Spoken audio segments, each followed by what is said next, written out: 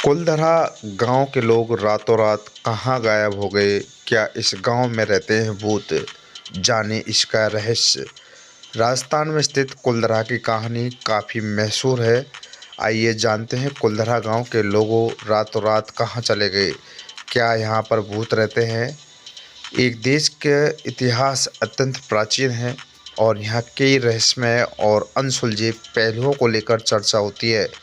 इस रहस्यमयी जगहों में से एक राजस्थान में स्थित कुलधरा है, जिसकी कहानी बेहद मशहूर है। कुलधरा की कहानी में क्या है? कुलधरा गांव के लोग रातों रात कहाँ चले गए? कुलधरा गांव में क्या भूत रहते हैं? इन सब को अब जानते हैं। राजस्थान में मौजूद कुलधरा की कहानी काफ़ी मशहूर है। इस गांव पर फिल्म भी बन चुकी है। आज यह गांव पूरी तरह से वीरान पड़ा है, लेकिन बताया जाता है कि किसी ज़माने में कुलधरा गांव लोगों से भरा रहता था। यहाँ पर बड़ी संख्या में पालीवाल ब्राह्मण रहा करते थे, लेकिन किसी कारण उन्हें इस गांव को रातों रात खाली करना पड़ा था। कहा जाता है कि कुलधरा गांव को खाली करते वक्त ब्राह्मणों ने श्राप दिया कि जो कोई भी यहाँ आएगा वह पूरी तरह से बर्बाद हो जाएगा। तभी से यह गांव खाली पड़ा हुआ है। कुलधरा की एक और कहानी काफ़ी मशहूर है।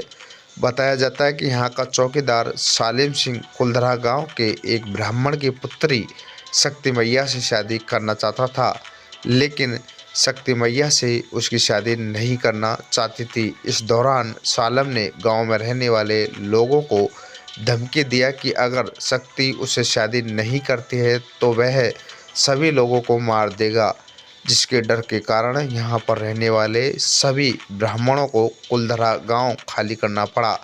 लेकिन जाते जाते ब्राह्मणों ने कुलधरा को श्राप दिया कि अगर कोई इस गांव में बसता है तो वह ख़त्म हो जाएगा। हालांकि इस गांव को दोबारा बसाने की कई बार कोशिश की गई, लेकिन यहाँ जो भी आया वह रातों रात गांव हो गया।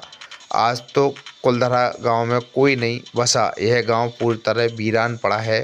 कहा तो यह भी जाता है कि शाम होते ही इस गांव में पैरानॉर्मल एक्टिविटी होना शुरू हो जाती है। बात कुलधरा गांव के, जिसे भूतिया गांव के नाम से भी जाना जाता है, इस गांव के बारे में बताया जाता है कि सभी गांव वाले कुलधरा को छोड़कर किसी दूसरे गांव में चले गए। लोगों का कहना यह भी है कि लोग जाते जाते यह श्राप भी देकर गए कि यहाँ फिर कोई नहीं बस पाएगा, इसलिए इसे एक शापित गांव भी कहा जाता है। कुलधरा गांव के बारे में कहा जाता है कि यह एक भूतिया गांव है। रात होते ही यहाँ का माहौल अद्भुत और रहस्यमय रहता है। हालांकि वैज्ञानिक इस बात को मानने से इनकार करते हैं। भाई यहाँ के लोगों को माने तो इस गांव में शाम होते ही जाने से डर लगता है। फिलहाल इस जगह लोग दूर दूर से घूमने के लिए आते हैं, लेकिन अंधेरा होने से पहले इस गांव को खाली कर दिया जाता है। कुलधरा बोल रहा हूँ। मैं राजस्थान का वो अभागा गांव हूँ जिसे शापित गांव के नाम से जाना जाता है। मैं स्वर्ण नगरी के पास होते हुए भी गुमनामी की जिंदगी जी रहा हूँ। मैं पिछले 200 सालों से वीरान पड़ा अपने अंतिम समय के दिन गिन रहा हूँ। मुझे रेगिस्तान के वीराने में गुमनाम अकेले रातों रात मेरे गांव वाले छोड़कर क्यों चले गए? मेरे बारे में कहा जाता है कि मेरे यहाँ रूहानी ताकतों का प्रभाव है, जिस वजह से कोई यहाँ आकर रुकना पसंद नहीं करता। लेकिन क्या आपने कभी मेरे बारे में सोचा है कि मैं कैसे अकेले इन रूहानी ताकतों के बीच सालों से खड़ा हूँ? मैं सालों से इस इंतजार में खड़ा हूँ कि कब मेरे आंगन में आकर बच्चे खेलेंगे, कब मेरे यहाँ कोई परिवार आकर रहेगा, कब मेरे यहाँ खुशहाली लौटेगी। इस इंतजार में खड़ा सबकी राह देखता रहता हूँ, कब यहाँ परिवार फिर से खिलखिलाएंगे। मैं आज आपको बताऊंगा कैसे मेरी हंसती खेलती दुनिया उजड़ गई, क्यों मुझे एक ऐसे श्राप का सामना करना पड़ा जिसमें मेरी कोई गलती नहीं थी, और उसी के चलते मेरे लोग यहाँ अकेले विरागन छोड़कर मुझे चले गए। एक समय था जब मेरे यहाँ काफी चहल पहल हुआ करती थी। बच्चे मेरे आंगन में हंसी खुशी खेला करते थे। लोग अपना जीवन व्यतीत कर रहे थे। उनकी उन्हीं खुशियों को देखकर मैं फूला नहीं समाता था। लेकिन मेरे को नहीं पता था कि किसकी नजर लगी। आज मेरे यहाँ आना कोई पसंद नहीं करता। मुझे एक शापित गांव की नजर से देखा जाता है। भारत की इस धरती पर कई ऐसी जगह हैं जिनके बारे में कई हजारों वर्षों पुराना रहस्यमय इतिहास है। जैसे कोई किला हो या कोई मंदिर या फिर कोई ऐतिहासिक जगह हो। इनके बारे में कई ऐसे राज दफन हैं जो कई हजार वर्ष पुराने हैं। इनके बारे में जो राज है वो आज तक कोई सुलझा नहीं पाया है, क्योंकि इन्हें जितना सुलझाने की कोशिश की जाती है उतने ही उलझते जाते हैं। आज के जमाने में हम कोई ऐसी जगह पर घूमने जाते हैं तो वहां की कहानी सुनकर हमें सदियों पुराने इतिहास को जानने की इच्छा होती है। ऐसे ही कुछ है मेरी कहानी। अगर आप भारत के सबसे डरावनी जगहों के बारे में खोजते हैं तो आपको मेरा नाम सबसे ऊपर देखने को मिलेगा। मैं राजस्थान की गोल्डन सिटी जैसलमेर से 20 किलोमीटर की दूरी पर स्थित हूँ। दिन के समय मेरे यहाँ टूरिस्टों का तांता लगा रहता है, लेकिन शाम होते ही मेरे दरवाजे इंसानों के लिए बंद कर दिए जाते हैं और भूतों के बीच मुझे अकेला छोड़ दिया जाता है। मेरे वीरान होने के पीछे एक रहस्यमय कहानी है।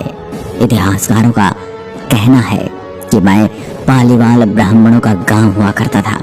मेरे आसपास कुल 84 गांव हुआ करते थे जिसमें ब्राह्मण जाति के लोग रहते थे और इन गांवों को ब्राह्मणों द्वारा ही बसाया गया था। मेरे वीरान होने के कारण यहाँ की रियासत के दीवान सालिम सिंह थे, जो गांव वालों से अधिक कर वसूल करता था और उसके साथ ही सालिम सिंह को गांव के मुखिया की बेटी पसंद आ गई थी। दीवान उस लड़की के पीछे इस कदर पागल था कि बस किसी तरह उसे पा लेना चाहता था। दीवान ने इसके लिए ब्राह्मणों पर दबाव बनाना शुरू कर दिया। हद तो तब हो गई जब सत्ता के घमंड में चूर उस दीवान ने गांव के मुखिया को धमकी भरा संदेश भिजवाया कि यदि अगले कुछ दिनों में उसे लड़की नहीं मिली तो गांव पर हमला करके लड़की को उठाकर ले जाएगा। यह खबर सुनकर गांव में हड़कंप मच गया। दीवान और गांव वालों की लड़ाई अब एक कुंवारी लड़की के सम्मान की लड़ाई भी थी। गांव के आत्मसम्मान की भी। गांव के चौपाल पर पालीवाल ब्राह्मणों की बैठक हुई और 5000 से ज्यादा परिवारों ने अपने सम्मान के लिए रियासत छोड़ने का फैसला कर लिया। निर्णय लेने के लिए सभी 84 गांव वाले एक मंदिर पर इकट्ठा हो गए और पंचायतों ने फैसला किया कि कुछ भी हो जाए अपनी लड़की उस दीवान को नहीं देंगे। अगली शाम में कुछ यूं वीरान हुआ कि आज परिंदे भी मेरी सरहदों में दाखिल नहीं होते। कहते हैं गांव छोड़ते वक्त उन ब्राह्मणों ने मुझे श्राप दिया था कि आपको बता दूं कि बदलते वक्त के 782 गांव तो दोबारा बन गए, लेकिन 2 गांव और मेरा खाबा तमाम कोशिशों के बाद भी आज तक आबाद नहीं हुए। हम अब भारतीय पुरातत्व विभाग के संरक्षण में हैं, जिसे दिन की रोशनी में सैलानी के लिए खोल दिया जाता है। कहा जाता है कि मैं रूहानी ताकतों के कब्जे में हूँ। आज मैं एक टूरिस्ट प्लेस में बदल चुका हूँ। मेरे यहाँ घूमने आने वालों के मुताबिक यहाँ रहने वाले पालीवाल ब्राह्मणों की आहट आज भी सुनाई देती है। उन्हें वहाँ हर पल ऐसा अनुभव होता है कि कोई उनके साथ साथ चल रहा है। आज की चहल पहल की आवाजें आती हैं। महिलाओं की बात करने और उनके चूड़ियों और पायलों की आवाजें सुनाई आती हैं।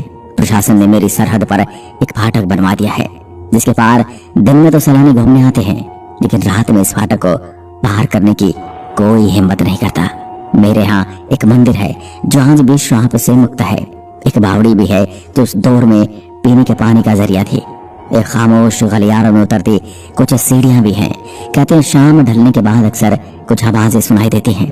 लोग मानते हैं कि वह आवाज 18वीं सदी की वो दर्दनाक आवाजें हैं जिनसे पालीवाल ब्राह्मण गुजरे थे। गांव के कुछ मकान हैं जहां रहस्यमय परछाई अक्सर नजरों के सामने आ जाती है। दिन की रोशनी में सब कुछ इतिहास की किसी कहानी जैसा लगता है, लेकिन शाम ढलते ही मेरे दरवाजे बंद कर दिए जाते हैं और दिखाई देता है एक आत्माओं की ताकतों का एक रहस्यमय संसार। लोग कहते हैं रात के वक्त यहाँ जो भी आया वो हादसे का शिकार हो गया। अगर मैं मेरे समृद्ध इतिहास की बात करूं तो भारतीय पुरातत्व विभाग द्वारा कुलधरा गांव में अच्छी तरह से रिसर्च व खोजबीन की गई। जिनमें अनेक चौंकाने वाले तथा रहस्य से भरे खुलासे किए गए। पुरातत्व विभाग ने आज से लगभग 200 वर्षों से वीरान पड़े मुझे एक समृद्ध और विकसित गांव बताया है। इतिहासकार कहते हैं कि पालीवाल ब्राह्मण समुदाय ने अपनी मेहनत तथा वास्तुकला से वर्ष 1291 में इस गांव को योजनाबद्ध तरीके से बसाया था। यहाँ पर प्रत्येक कार्य सुनियोजित तरीके से किया जाता था, इसलिए यह गांव इतना समृद्ध था। जैसा कि आपको पता है, राजस्थान में अत्यधिक गर्मी पड़ती है। गर्मी के दिनों में राजस्थान में रिकॉर्ड गर्मी पड़ती है, परंतु मेरे गांव में गर्मी का एहसास भी नहीं होता, क्योंकि पालीवाल ब्राह्मणों ने मुझे इसी प्रकार से सुनियोजित तरीके से बसाया था। बता दें कि आज के समय में वीरान पड़े कुलधरा गांव में भी 45 डिग्री के तापमान में ठंड का एहसास होता है। अब आप सोच सकते हैं कि उस भयंकर गर्मी में भी मेरे पर गर्मी का कोई असर नहीं होता था। इतिहासकारों ने खंडहर हो चुके घरों का निरीक्षण करके बताया है कि उस समय पालीवाल ब्राह्मणों ने गर्मी से बचने के लिए पूरे गांव को ठंडा रखने हेतु हवा के इस तरह से वेंटिलेटर बनाए थे कि भयंकर गर्मी में भी वह गांव को ठंड का एहसास दिलाए। इतिहासकार इस बात से हैरान कि उस समय लोगों ने किस तरह से योजनाबद्ध तरीके से घरों में झरोके बनाए, महलों का निर्माण किया। इस तरह से किया कि औरतों तो बाहर खड़े पुरुष दिखाई देते थे, लेकिन पुरुषों को घर के अंदर खड़ी औरतें दिखाई नहीं देती थी। इतिहासकार बताते हैं पालीवाल ब्राह्मण समुदाय मुख्य रूप से कृषि का कार्य करते थे। आपका जानकर हैरानी होगी कि जैसलमेर जिले में स्थित मैं राजस्थान के जिप्सम चट्टान पर स्थित हूँ, इसलिए उस समय मेरे यहाँ के लोग कम पानी पर भी गर्म दिनों में भी अपनी आसानी से खेती बाड़ी किया करते थे। मई 2013 में दिल्ली से भूत प्रेत व आत्माओं पर रिसर्च करने वाली पैरानॉर्मल सोसाइटी की टीम ने मेरे यहाँ रात बिताई। टीम ने माना कि यहाँ कुछ न कुछ असामान्य जरूर है। शाम के वक्त उनका ड्रोन कैमरा आसमान से गांव की तस्वीरें ले रहा था, लेकिन मेरे उसे बावड़े के ऊपर आते हुए कैमरा हवा में गोता लगाता हुआ जमीन पर आ गिरा, जैसे कोई था जिसे वो कैमरा मंजूर रहा हो। ये सच है कि मेरे यहाँ से हजारों परिवारों का पलायन हुआ है। ये भी सच है कि मेरे यहाँ आज भी राजस्थानी संस्कृति की झलक दिखाई देती है। पैरानॉर्मल सोसाइटी के उपाध्यक्ष अंशुल शर्मा ने बताया था कि हमारे पास एक डिवाइस है जिसका नाम घोस्ट बॉक्स है, जिसके माध्यम से हम ऐसी जगहों पर रहने वाली आत्माओं से सवाल पूछते हैं। कुलधरा में भी ऐसा ही किया, जहाँ बहुत सी आवाजें आई तो कहीं असामान्य रूप से आत्माओं ने अपने नाम भी बताए। 4 मई 2013 शनिवार की रात्रि में जो टीम कुलधरा में गई थी, उनकी गाड़ियों पर बच्चों के हाथ के निशान मिले। टीम के सदस्य जब कुलधरा गांव में घूमकर वापस लौट रहे थे तो उनकी गाड़ियों में कांच पर बच्चों के पंजों के निशान दिखाई दिए, जैसा कि कुलधरा गई टीम के सदस्यों ने मीडिया को बताया। लेकिन ये भी सच है कि कुलधरा में भूत और आत्माओं की कहानियां सिर्फ एक वहम है। मैं एक विशाल क्षेत्र में फैला हुआ हूँ जिसमें लगभग 85 छोटे छोटे आवास शामिल हैं। मेरे यहाँ कुछ ईंट की संरचनाओं को छोड़कर गांव की सभी झोपड़ियां टूटी हुई हैं। इनमें से कुछ झोपड़ियां इतनी बुरी तरह से टूट चुकी कि वे रेगिस्तान की रेत में लगभग दब सी गई हैं। मेरे पास एक देवी का पुराना मंदिर भी है जिसके अंदर कई शिलालेख हैं। इन प्राचीन शिलालेखों ने पुरातत्वविदों को मेरे और मेरे प्राचीन निवासियों के बारे में जानकारी इकट्ठा करने में सहायता की है। मैं उन लोगों के लिए स्वर्ग के समान हूँ जो अपनी यात्रा के दौरान भारत के खास अनुभव की तलाश में रहते हैं और इतिहास के बारे में जानने में रुचि रखते हैं। जो लोग फोटोग्राफी या वीडियोग्राफी में रुचि रखते हैं और कुछ खास चीजों पर लघु फिल्म या डॉक्यूमेंट्री फिल्म बनाने की तलाश में रहते हैं, मैं उन लोगों के लिए एक आदर्श स्थान हूँ। आप मेरी यात्रा करना चाहते हैं तो आप यहाँ हफ्ते में किसी भी दिन सुबह 8 बजे से लेकर शाम 6 बजे तक आ सकते हैं। जैसा कि मैं आपको बता चुका हूँ कि मुझे प्रेत बाधित या भूतिया माना जाता है, इसलिए स्थानीय लोग सूर्यास्त के बाद फाटक को बंद कर देते हैं। मेरे यहाँ घूमने के लिए प्रवेश शुल्क के रूप में प्रति व्यक्ति 10 रुपए, और यदि आप कार से जा रहे हैं तो 50 रुपए देने होंगे। मेरे यहाँ घूमने के लिए सबसे अच्छे समय की बात करूं तो राजस्थान एक ऐसा राज्य है जो वर्ष के आधे समय बेहद गर्म रहता है, जिसके चलते यहाँ घूमने का आदर्श समय अक्टूबर से मार्च तक होगा। इन महीनों में गर्मी थोड़ी कम पड़ती है, इसलिए इस समय आप सूरज की तेज गर्मी से बचकर रेगिस्तान में घूमने का आनंद ले सकते हैं। अब मैं आपको मुझ तक पहुंचने के बारे में बता देता हूं। मैं राजस्थान के जैसलमेर के मुख्य शहर से लगभग 18 से 20 किलोमीटर की दूरी पर स्थित हूँ। राजस्थान की यात्रा करते हुए आप जैसलमेर पहुंचकर मेरे तक पहुंचने के लिए टैक्सी किराए पर ले सकते हैं। यदि आप जैसलमेर के कुलधरा गांव जाने के लिए हवाई मार्ग का चुनाव करते हैं तो हम आपको बता दें कि कुलधरा का सबसे नजदीकी हवाई अड्डा जैसलमेर है, जो इस गांव से 22 किलोमीटर की दूरी पर है। और यह हवाई अड्डा मुंबई, दिल्ली और बेंगलोर से अच्छी तरीके से जुड़ा हुआ है। यहाँ के लिए सबसे अच्छा विकल्प जोधपुर हवाई अड्डा है, जो लगभग 285 किलोमीटर की दूरी पर स्थित है, जो कि एक अंतर्राष्ट्रीय हवाई अड्डा है। वहाँ से विदेशी फ्लाइट भी मिल सकती है। यदि आप कुलधरा गांव सड़क मार्ग से आना चाहते हैं तो राजस्थान राज्य सड़क परिवहन निगम द्वारा नियमित रूप से चलने वाली बसों के माध्यम से आप अपने पर्यटन स्थल तक आसानी से पहुंच सकते हैं। अगर आप ट्रेन से यात्रा करना चाहते हैं तो कुलधरा गांव से लगभग 2 किलोमीटर की दूरी पर जैसलमेर का रेलवे स्टेशन है। ये स्टेशन दिल्ली, मुंबई और बेंगलोर देश के अन्य प्रमुख शहरों से अच्छी तरह से जुड़ा हुआ है। इन विकल्पों में से आप किसी भी विकल्प का चुनाव कर सकते हैं और मुझ तक आसानी से पहुंच सकते हैं और मेरे वीरानों में थोड़ी ऊर्जा भर सकते हैं। मैं पलक पावड़े बिछाए हमेशा आपका इंतजार करता रहता हूँ। कुलधरा गांव की यात्रा के दौरान आपको रात्रि में रुकना हो तो आपको बता दें, से 25 किलोमीटर दूर जैसलमेर शहर में आपको कई 7 स्टार 5 स्टार टूरिस्ट होटल मिलेंगे, जिसमें आप अपने बजट के हिसाब से रह सकते हैं और रात्रि विश्राम कर सकते हैं।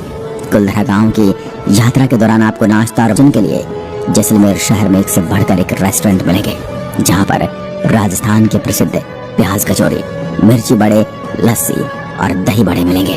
और भोजन में आपको यहाँ का प्रसिद्ध दाल बाटी चूरमा भी मिलेगा। इसी के साथ मैं मेरी कहानी का यहीं पर अंत करता हूँ। आशा करता हूँ मेरे अकेलेपन के आप तक पहुँचाने में सफल रहा हूँगा और अपने लिए थोड़ी सी सहानुभूति भी आपके दिल में बना ही ली होगी। यदि हाँ तो अपने विचार लिखकर कमेंट में जरूर बताएं। एक बार फिर मिलते हैं, तब तक के लिए नमस्कार। जय हिंद, जय भारत।